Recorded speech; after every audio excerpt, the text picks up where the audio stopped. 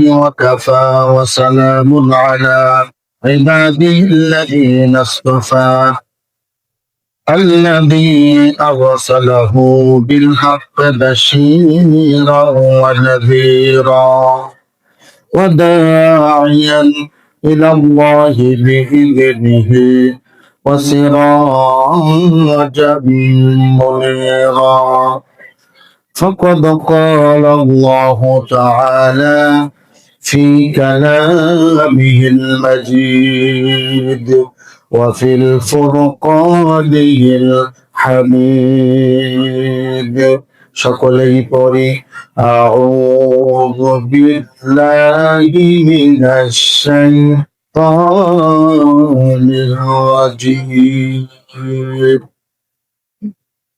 إن الذين قالوا ربنا الله ثم استقاموا تتنزل عليهم الملائكة ألا تخافوا ولا تحزنوا وأبشروا بالجنة التي كنتم توعدون. ذكر الله أكبر.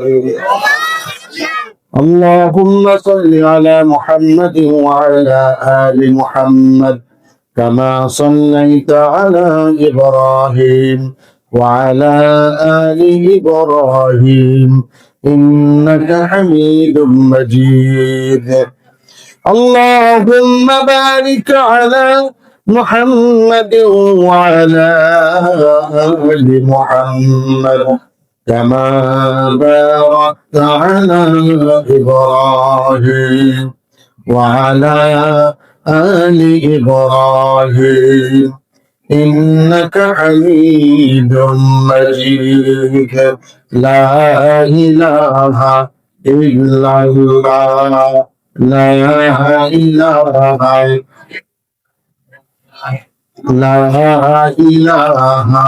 إلا الله لا إله لا إله إلا الله لا إله إلا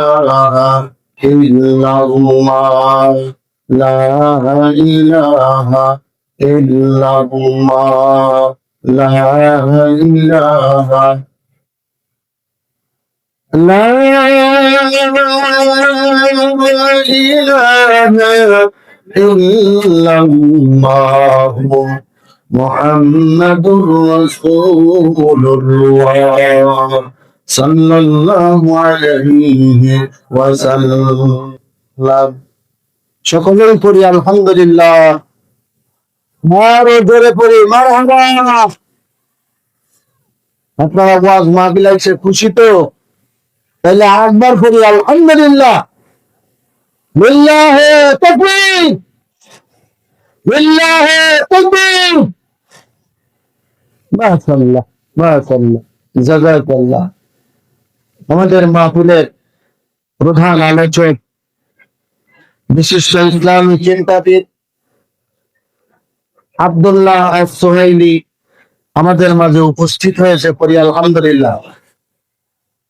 এরপরে আমাদের আজকের মাহফিলে যিনি বিশেষ বক্তা তিনি আমাদের মাঝে উপস্থিত হয়েছেন, পড়ি আলহামদুলিল্লাহ। হযরত মাওলানা মুফতি নূরুল হক তিনি খুলনা থেকে এসেছে, পড়ি আলহামদুলিল্লাহ। এরপরে আমাদের মাঝে ইসলামী গানের শিল্পীবৃন্দ উপস্থিত হয়েছেন। একটু পরে ওনারা আপনাদের সামনে চলে আসবেন। দেশ বরেণ্য দেশ বিখ্যাত ইসলামী গানের শিল্পীগণ এসেছে। আপনারা ইসলামী গান শুনতে রাজি আছেন তো ইনশাআল্লাহ? আর একবার করে মারহাবা। এখনো যারা আসেন নাই কোরআনের মাহফিলে আমি সকলকে বিনীতভাবে অনুরোধ করছি এই মাহফিলে এসে বসার জন্য। আল্লাহ নবী বলে, যারা আমল করার নিয়তে কোরআন শোনার জন্য কোরআনের মাহফিলে বসবে, কিসের মাহফিলে? কোরআনের মাহফিলে আমল করার নিয়তে, যে আমি আমল করব, কোরআন শোনার জন্য বসে। নবীজি বলেছে, বসে যদি কেউ একবার পড়ে সুবহানাল্লাহ,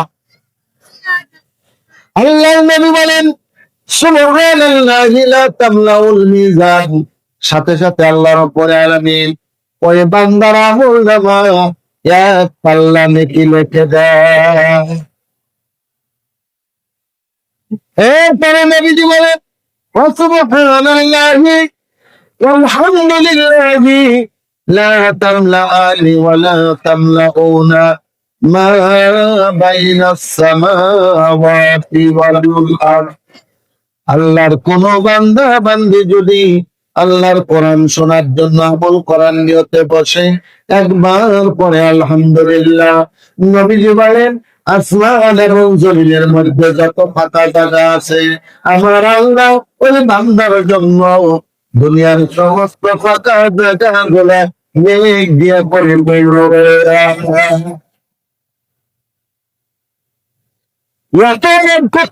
মাহফিল রেখে মানুষ যদি এদিক ওদিক ছোটাছুটি হাঁটাহাঁটি করে কোরআনের মাহফিলে এসে, বলেন কোন লাভ হবে নাকি? কোন লাভ হবে না, বরং যতক্ষণ পর্যন্ত বান্দা বসে আল্লাহর বয়ান শুনতে থাকবেন, ততক্ষণ পর্যন্ত আল্লাহর রহমত বৃষ্টি দিবে ওই বান্দা বান্দির উপরে বর্ষিত হতে থাকবে।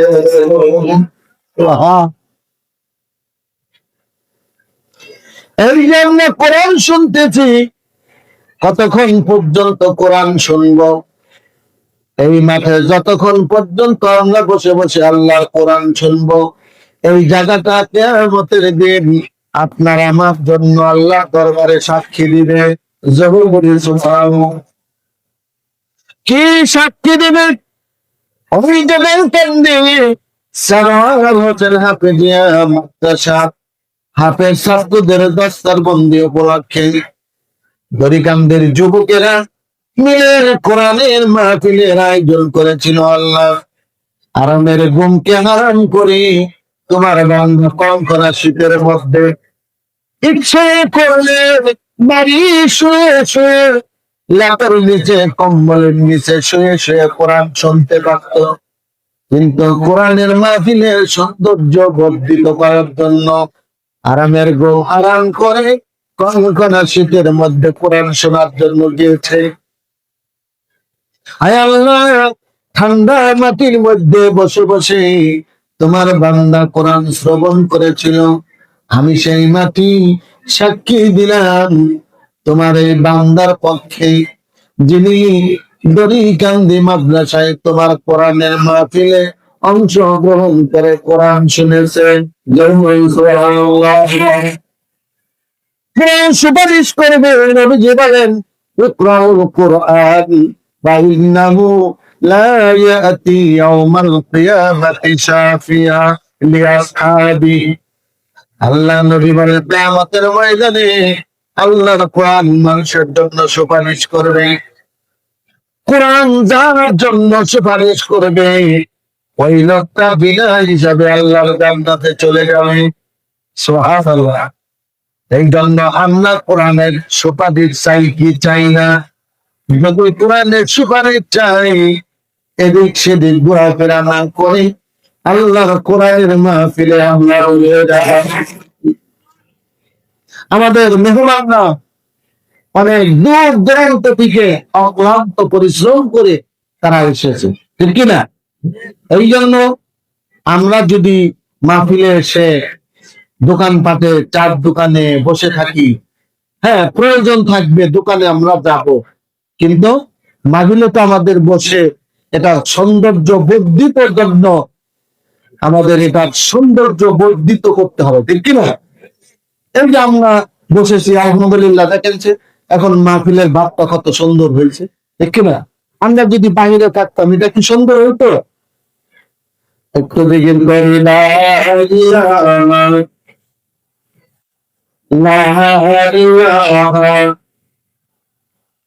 লা ইলাহা ইল্লাল্লাহু মুহাম্মাদুর রাসূলুল্লাহ সাল্লাল্লাহু আলাইহি ওয়াসাল্লাম। আমার ভাইয়েরা, আমার বন্ধুরা, মহান আল্লাহ রাব্বুল আলামিন বলেন, ইন্নাল্লাযীনা আমানু ওয়া আমিলুস সালিহাতি কানাত লাহুম জান্নাতুল ফিরদাউসি নুজুলা। হে ঈমানদারেরা, দুনিয়ার মধ্যে তোমরা ভালো কাজ করবে, আল্লাহর প্রতি ঈমান আনার পরে আমি আল্লাহ তোমাদেরকে জান্নাত দিব। ভালো কাজ করা লাগবে, ভালো কাজের বিনিময়ে আল্লাহ সর্বশ্রেষ্ঠ জান্নাত দিবে, এটা তার কথা। আরে জোরে বলুন, কার কথা? এই যে আমরা কোরআন শুনতেছি, এটা ভালো কাজ না খারাপ কাজ? আল্লাহ নবী মেরাজে গেলেন, মেরাজে গিয়ে জান্নাতের মধ্যে ভ্রমণ করলেন, দেখলেন একটা ইয়াং যুবক জান্নাতের মধ্যে জিজ্ঞাসা করলো, ও আল্লাহর বান্দা, আল্লাহ তোমাকে কেন জান্নাত দিয়েছে? নবী বললেন, নবীজি, রাস্তার পাশে আমার বাড়ি ছিল, ওই রাস্তার মধ্যে একটা গাছ পড়েছিল, মানুষের চলাচল কষ্ট হতো, আমি গাছটা কেটে দিলাম, মানুষের চলাচলের রাস্তাটা সুন্দর হলো, ভালো হলো। মৃত্যুর পরে আমার আল্লাহ বলতেছে, রে আল্লাহ, তোমার বাড়ির পাশ দিয়ে রাস্তা ছিল, মানুষের চলাচলের জন্য গাছটা কেটে তুমি পরিষ্কার করেছ, তোমার এই ভালো কাজটি আমি আল্লাহ ভালো লেগেছে, পছন্দ হয়েছে, যাও আমি তোমাকে ক্ষমা করে দিলাম। পারে কি পারেনি? এরপরে নেমে যে আরেকটু আজানের পরে দেখলেন একজন দাইয়ুস, তিনি জান্নাতে। আল্লাহ নবী জিজ্ঞেস করলো, আল্লাহ তোমাকে কি কাজ করার জন্য জান্নাত দিয়েছে? ওই দাইয়ুস মহিলাটি বলল, ইয়া রাসূলুল্লাহ, আমি দুনিয়ার মধ্যে বড় দুষ্ট ছিলাম, বড় বাজে মহিলা ছিলাম, খারাপ মানুষ ছিলাম। আমি একটা মরুভূমি অতিক্রম করতেছি, দেখি মরুভূমির প্রান্তরে একটি কুকুর পিপাসায় ছটফট করতেছে। আমি আমার পায়ের মোজা খুলে দূর থেকে একটু পানিয়ে নেই, ওই পিপাসার্থ কুকুরকে পান করাইলাম। মুহূর্তের মধ্যে কুকুরের পিপাসা নিবারণ হয়ে গেল। আমার মৃত্যুর পরে আমার আল্লাহ বলতেছে, রে আল্লাহর বান্দি, তোমার জীবনে ওই যে মরুভূমির প্রান্তরে তুমি একটা পিপাসার্থ কুকুরকে পানি পান করিয়েছিলে, এই আমল কি, এই কাজটি আমি আল্লাহর ঘরে ভালো লেগেছিলাম, যাও আমি তোমাদের ঘরে আমার ভাইয়েরা, আমার বন্ধুরা, আল্লাহ রাব্বুল আলামিন যদি এটা করতে পারি, এই যে কনকনা শীতের মধ্যে ঠান্ডা মাটির মধ্যে বসে বসে আপনারা কোরআন শুনতেছেন, কিয়ামতের ময়দানে আল্লাহ ডাক দিয়া বলতে পারে, রে বান্দা, জীবনে অনেক নামাজ পড়েছিস, অনেক ইবাদত বন্দেগী করেছিস, তার মধ্যে কনকনা শীতের মধ্যে কোরআনের মাহফিলে বসেছিলি, এই কাজটি আমি আল্লাহ বড় পছন্দ করেছিলাম, যা আমি তোদের ক্ষমা করে দিলাম। কি পারে, কি পারেন? কারণ কোরআনের মাহফিল যেই জায়গা হয়, আল্লাহর রহমতের ফেরেশতারা নূরের চাদর নিয়ে বসে থাকে।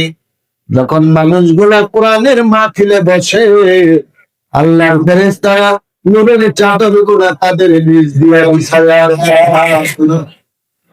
শুধু তাই নয়, কোরআনের মাহফিল শোনার জন্য যখন বাড়ির থেকে মানুষ সামনের দিকে অগ্রসর হয়, পিছনের একটা পা ওঠানোর সাথে সাথে আমার আল্লাহ ওর জীবনে যত ছবিরা গুণা আছে সব ক্ষমা করে দেয়। এই জন্য কোরআনের মাহফিলে বসলে লস নাই, লাভ। কথা ঠিক কিনা? এই যে বসে বসে আমরা সুবহানাল্লাহ, আলহামদুলিল্লাহ, আল্লাহ তসবিহ পাঠ করছি, সওয়াব আছে না নাই? আমরা বললাম আলহামদুলিল্লাহ। সমস্ত প্রশংসা কার জন্য?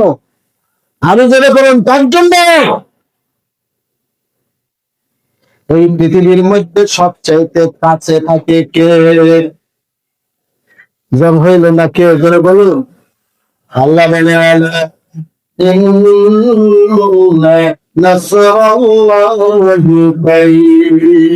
আমি আল্লাহর সাহায্য অতি নিকটে। কত নিকটে?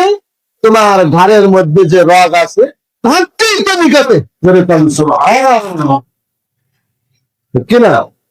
আমার বন্ধুরা, সেই জন্য আল্লাহ রাব্বুল আলামিন বলেন ফাযকুরুনি আযকুরকুম ওয়াশকুরুনি ওয়ালা তাকফুরুন।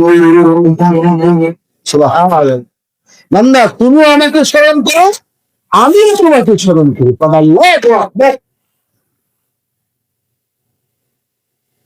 বিপদে আপনি পড়েছেন, কাকে স্মরণ করবেন? আরো জোরে বলুন, কাকে? দেখবেন সাথে সাথে আল্লাহ রাব্বুল আলামিন আপনার বিপদ লাঘব করে দিছে, ঠিক না? কিন্তু আমরা মানুষ, আমরা হুঁশ হারিয়ে ফেলি। বিপদে পড়লে এদিকে ওদিকে দৌড়াদৌড়ি করি, ছোটাছুটি করি, অমুক জায়গায় তমুক জায়গায়, অমুক মাজারে তমুক মাজারে, অমুক নেতার কাছে তমুক নেতার কাছে। কথা বলে ঠিক কিনা? বিপদে পড়লে ধৈর্য ধারণ করে মাওলাকে ডাকেন, আল্লাহকে ডাকেন, আল্লাহ বিপদে পড়েছি, রব্বুল আলামিন তুমি আমার বিপদ দূর করে দাও। সুবহানাল্লাহ। কথা বলেন ঠিক কিনা? এই জন্য রাসূলুল্লাহ বলেছে, তোমার বিপদ যত কঠিনই হোক, যত বড়ই হোক, তুমি বিপদে পড়ার সাথে সাথে 2 রাকাত নামাজ পড়ে যদি আল্লাহর কাছে সাহায্য চাইতে পারো, আল্লাহ রাব্বুল আলামিন তোমাকে সাহায্য করবে। এই ইতিহাস আমরা জানি কি জানি না? যেরকম জানি কি জানি না, হ্যাঁ, আল্লাহর পয়গম্বর হযরত ইব্রাহিম আলাইহিস সালামকে যখন আগুনের মধ্যে ফেলানো হয়, ইব্রাহিম আলাইহিস সালাম কার কাছে সাহায্য চাইছে? সবাই বলেন, কার কাছে? ঠিক কিনা? ইব্রাহিম আলাইহিস সালাম বলছে, ইন্নী ওয়াজ্জাহতু ওয়াজহিয়া লিল্লাযী ফাতারাস সামাওয়াতি ওয়াল আরদ হানিফা ওয়া মা আনা মিনাল মুশরিকিন। সুবহানাল্লাহ। ইব্রাহিম আলাইহিস সালাম আগুনের মধ্যে ফেলানো হবে, চরকের মধ্যে তাকে তুলে দেওয়া হয়েছে, তুলতেছে। ইব্রাহিম আলাইহিস সালাম তাকায় দেখি তার জন্মদাতা পিতা, তার নাম ছিল আজর, তিনিও চরকের রশি ধরে ধরে টানতেছে। ইব্রাহিম আলাইহিস সালাম, আল্লাহ জন্মদাতা পিতা যেহেতু আমাকে আগুনে ফেলানোর জন্য চেষ্টা করতেছে, তাহলে পৃথিবীতে তুমি ছাড়া আল্লাহ আর কেউ নাই। আল্লাহ তুমি ছাড়া আর আমার কেউ আপন নাই। এই জন্য ইন্নী ওয়াজ্জাহতু ওয়াজহিয়া লিল্লাযী ফাতারাস সামাওয়াতি ওয়াল আরদ হানিফা ওয়া মা আনা মিনাল মুশরিকিন। সুবহানাল্লাহ। আমি সব কিছু ছেড়ে একমাত্র বুক ছিড়াইলাম, মুতাওয়াজ্জু করলাম আসমান এবং জমিনের মালিকের দিকে। ঠিক আছে? আল্লাহ তাকে হেফাজত করছে কিনা? আগুনের মধ্যে তাকে যখন ফালাইয়া দেওয়া হলো, আল্লাহর পয়গম্বর ইব্রাহিম খলিলুল্লাহ পশমের একটা মাথাও আগুন স্পর্শ করে। আরো জোরে নাম পড়ে, কারণ ইব্রাহিম আলাইহিস সালাম ভরসা করছে কার উপরে? আরো জোরে কার উপরে? কথা বলতে, হ্যাঁ, আল্লাহ বলছে, যেহেতু তুমি আমার উপরে ভরসা করেছো ইব্রাহিম, চিন্তা করো না। আল্লাহ রাব্বুল আলামিন আগুনকে ডাক দিলেন, কুল্লা ইয়াকুনি বারদাও ওয়া সালামান আলা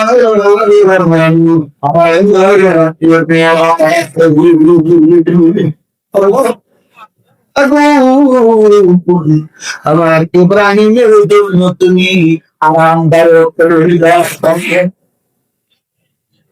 ওই জন্য আল্লামা ইকবাল রাহমাতুল্লাহ আলাইহি বলেছেন, আজও যদি কেউ এরকম আগুনে পড়ার সম্মুখীন হয় আর ইব্রাহিমের মতো যদি ঈমান আনতে পারে, আল্লাহ রাব্বুল আলামিন তাকে ইব্রাহিমের মতো আগুন থেকে বাঁচায়। সুবহানাল্লাহ। কিন্তু আমাদের ইমানটা বড় দুর্বল, ঠিক কিনা? ইন্নাল্লাযীনা ক্বালু রাব্বুনা আল্লাহ, কিন্তু যারা বলে আমার রব একমাত্র কে, এই কথার উপরে স্থির থাকে, এই কথার উপরে কি থাকে? তাদের কোনো ভয় আছে? আরো কোনো ভয় আছে, চিন্তা আছে? নেই। তাদেরকে হেফাজত করবে কে? আরো জোরে কর।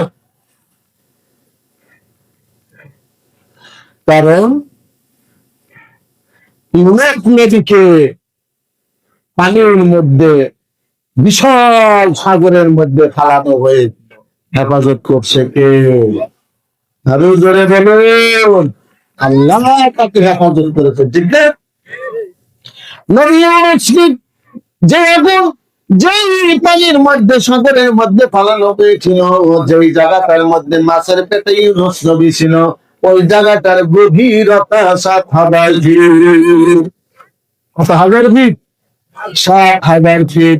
এই 7,000 ফিটে ইউনূস নবীর জমানায় যখন কোনো বিজ্ঞানের কোনো কিছু আবিষ্কারই হয় নাই, ইউনূস নবী চিন্তা করলেন, এই গভীর পানির নিচে আমাকে যিনি রক্ষা করতে পারেন তার নাম কি? আরে জোরে বলেন, তার নাম কি? লিল্লাহি তাকবীর, লিল্লাহি তাকবীর। আমাদের ইসলামিক গানের শিল্পীবৃন্দ চলে আসছে। কোরআন, আমাদের ইসলামিক গানের দেশ বরণ্য দেশ